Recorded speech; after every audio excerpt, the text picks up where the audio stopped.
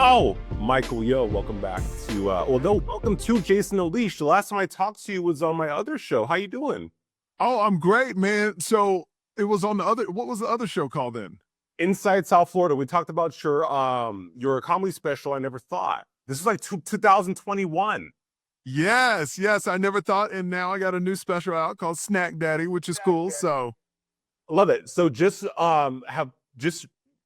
for the record, I have to say that your comedy specials are something different in that you always have an incredible story to tell. it's more about the kids growing up now, Uh, and they know a lot more, and they're smart, and they're like, it's interesting when kids get smart.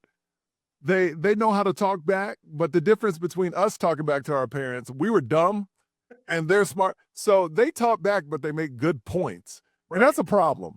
That's a problem when your kid says something really smart, but they talking back. How do you respond to that? You can't get mad if they're making good points. right, like back to see the kids have the internet, they have everything to like be, which is a great thing. They're well informed, right? Like my nephew's 14 and he's talking to me about things. I'm like, well, how do you know all this? Which is a good thing. I'd rather have them informed than not. But 100%. yeah, But it makes us feel dumb. It makes me feel dumb. I'll tell you that. well, you're not dumb. Back in the day, though, we would get smacked around if we talked back to our parents. Like the whole thing, wait till your dad gets home. I so feel that. Yes. Those words instilled fear like no other. And when I get home, nobody's scared. Like there's no, like, sometimes I want to come home and people are like, oh my God, daddy's, nope. Sometimes they don't even look at me. They were like, yeah, what's up? I found out the key to parenting without hitting your kids is making them feel the disappointment when they do something wrong. Because disappointment, like I was talking about the other day, I would rather you be angry at me than disappointed at me. Because when you're angry at me, I can get angry back. When you're disappointed in me, that's something you can't, emotionally, that's rougher to take, I think. Well, especially that when it comes from like your mom. Like, you have a Korean mom who Oh, probably, Lord. when she's disappointed, the face, the tone, everything. No, yeah, but she's always disappointed. That's the thing about an Asian mom. They're never happy. There's always something that you could do better, that you could try again. Oh, like the if I'm wearing a color my mom doesn't like, she won't say I don't like that color. She'll be like, "Oh, so you're gonna wear that? Oh, so you like that color? You like that color? Okay, wow. Oh, bold choice. So Well, my mom, I tried to grow a beard one time, and my mom straight up told me, "You look like you're 50." And it's just I was like 35. Like, never grow a beard again. Since then, I've been super insecure about facial hair. So when mom goes in, it's very scarring. So do you shave every single day? Because you're always clean shaven. Have you ever had hair on your face? Yeah, I have hair on my face now. Just the Zoom filter is kind of making me look nice and chocolate. Oh, okay. I got Because you. I don't grow a full-on beard now. You know what I mean? Like and it takes me forever. You know, some dudes have like that hyper, like masculine, really sexy. Oh, yeah. Well, that's not me. Yeah, me neither. I've never been like that. So during COVID, did you grow a beard out, or were you just kept shaving? I just kept shaving. Kept shaving. Wow. Every day. Okay. Yeah. Oh, not every day. I don't. It doesn't grow that. I don't. My facial hair. I feel like I'm prepubescent. It doesn't grow often, but it doesn't grow enough to why I need to shave every day. Let's talk about your comedy special though. Snack Hey, Daddy. Snack Daddy, man, it just came out. We're at a month. It hit 140,000 views already. It's way ahead of my last one that did 1.6 million. So we're firing on all cylinders. I'm on this It's a True tour, which is blowing up. I'm doing theaters, and man, I'm just blessed, man. My family's great, and I just can't get over how what I love about what I'm doing. I'm making my own path, and nobody can tell me I'm not good enough because the people decide if you're good enough, and that's where I've always wanted to be. I never wanted to be in a position, and we both are in a certain way, being in entertainment or being on TV. There's always somebody above that says, well, I like you, but I don't love you, so we're going to try somebody else. I like to control my own destiny now and own everything I do. So that's why I self-produce Snack Daddy. spend my own money, put it out myself, and I love that. So basically, if it's a win or loss, it's all on you, and you can't blame anybody else. You can't be like, well, I would have done better than that person if they would have gave me the job. No, you do it yourself, take it to the people, and the people decide. Well, isn't that also the paradox of this too? Is that like both? I never thought super successful, as you just said. This one, as you just mentioned, is just killing it. I loved it. You shot it in Tempe, Arizona. You having this success is also calling those people in to be like, look, Mike's doing this on his own. How can we be a part of it? It's like this backwards way of getting to where you're trying to go with autonomy. Look, we're in an industry where you hear no all the time. If I get a no, I'm used to getting no's. So in our industry, you got to learn to blow off the nose and keep pushing, right? Right. But when you do your own thing, those no's never come because you control it. Like I remember my first special Blasian, it got put out. Nobody really saw it. It was my first one way back there. And another company put it out. And literally I shot it and then had no control of anything. I couldn't pull the clips I wanted. I couldn't do this. But then I never thought I controlled everything, and that was a success. So I was like, I need to, for me to succeed, I need to have my hands in it. I need to put me in it. I need to make sure it gets to the people the way I want it to get to the people. And that's the way I do my stand-up too. You know, I'm not trying to be anybody else. You know, like that line where I said, to me, stand-up's not about punchlines, because that's not the way I do comedy. Right. Mine is finding real stories, and no matter what color the people are in my family, you'll be able to identify with it no matter what type of color you are, because you'll be like, oh, my dad's like your mom, or my mom's like your dad. Doesn't matter the color. So I felt like God put me on this earth, man, to bring people together through laughter. And you absolutely do that. And what you just said is so on the money, Mike. In that, when I watch your comedy specials, I'm saying the same thing. Like my mom would say that, my auntie Yeah. would say that, and you come from such a unique vantage point, being Asian and Black, so you can tell.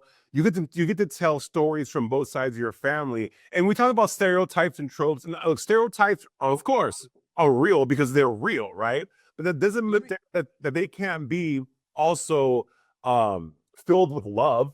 You know, like Yes, let me tell you what, I had a fantastic manager at one time, and he had a bunch of successful TV shows on, and some of them covered stereotypes in their TV shows. And he goes, if it happens to you, it's not a stereotype, it's real life. right. So yes, stereotypes are out there, but if something happens to you, it may fit a stereotype, but it's your real story. It's real life. You know?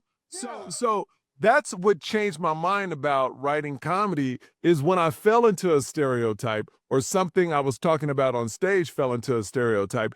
I think what gets it out of the stereotype is when people really know the players in your life and be like, oh, that's really them. Like when I say my mom is blunt, you hear Asian moms are blunt all the time. But all you got to do is watch a podcast with me and my parents. You'd be like, oh, yep, she's blunt. It's real. Yeah. And that's why I started doing a podcast with my parents too, so people could see these are real people. I'm not making this up. And that's when things exploded, when my parents started coming on the podcast and when they started seeing that, oh, this is real. He's not making this up at all. People don't realize. I mean, I watch a lot of comedians. Me and my husband watch a lot of Netflix specials. Yeah. SNL, We Love You, and it's an art. You are an artist. You are creating a show. You are giving of your creative well. When you go every night or multiple nights with stand up, does it ever become? Do you worry about it becoming old hat? Because laughing is such a powerful thing. So you have to laugh at yourself too. You know, you want it. So are there times, and how do you move through when you're just like, you know what, I ain't feeling this tonight? Or Well, you know what it is? I read a book, and I can't tell you what book it is because I audible a lot of books. But Same. there was one book that said, if you're not challenging, if you go up and do the same set, you know what? I think the book, hold on. I'm going to tell you that because everybody should read this book, and I know exactly what audible book it is when I see the title. you said read this book, but you audible the book. So I mean, you mean listen? Audible this book. Well, some people will read it. I go, but I don't read books. I audible every. So the best audible book, read it, listen to it, whatever. It's called The Little Book of Talent, right? It only takes you about an hour. I listen to everything 1.5. It takes about an hour and a half. But every year I listen to it, and it kind of reminds you of what you need to do to be successful. And in this book, they go through successful like schools and what they do and how they train people. Always keep pictures of your heroes around you, like a Dave Chappelle. Look, I don't know if you can't see it because it can't, but I got Dave Chappelle over here. Always see people that inspire you, right? And one part, wait, see, I forgot. See, I'm getting old. I forgot. What was your question? I was gonna say something. The question was, how do you stay energized and excited? Yes, I got it. I'm back, Jason. I'm back. So what it is if I ever feel that moment where it's like just a routine and I'm not really in it, but you still getting laughs, they wouldn't know it, but you know you're not in it. I always try out new jokes every single show because the book says if you just do the same thing every day, same pitch, same pattern, yeah, it's working on stage, but you're not growing. So I want to grow every single show. So every single show, I have a section of new jokes I try.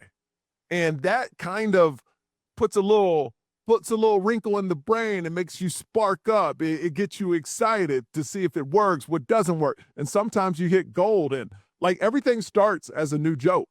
You know what I mean? So that's what I enjoy. So every show, I make sure I don't fall into the, here we go, same jokes. And I always put in new jokes or different things I see and try it out. And a lot of it doesn't work, but you'll find something that works and then you start building it and building it.